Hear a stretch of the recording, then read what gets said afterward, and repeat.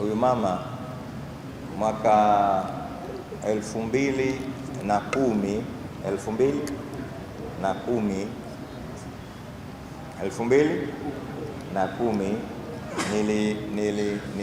nilimzuru Al-Ain, mama alojenga msikiti huu 2010.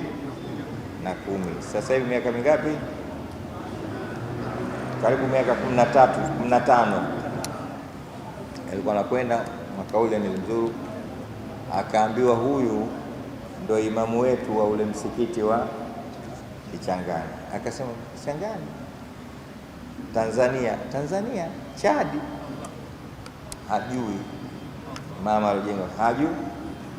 Akafahamisha, mashaallah, karibu. Akanikaribisha yule mama wakati ule hapo. Meisha kwa nguvu inaniumiza hapo, mnasikia? Nirudie tena, niendelee? Akanikaribisha, nikaongea naye, akanambia kwa mwaka ule huu ulikuwa msikiti wake wa 350.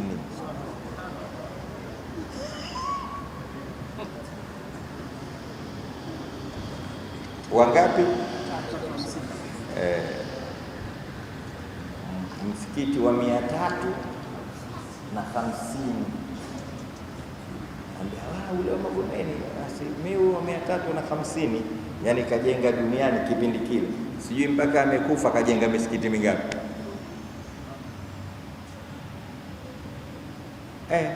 Alafu wewe unataka kwenda peponi kiaina, unaenda kusimama na huyo kwenye foleni, anakuja na nundo ya 300 na hiyo 2010, na yeye alikuja kufa hapa katikati hapa. Sasa yeye aliongeza mingapi na mipande ya misikiti kama hivi.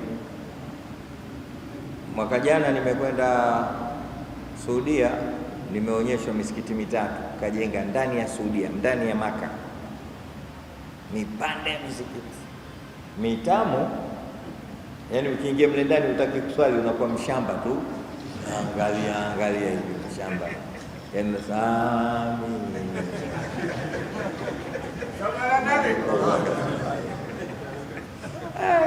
Yani kuna watu Mungu kawajalia jamani.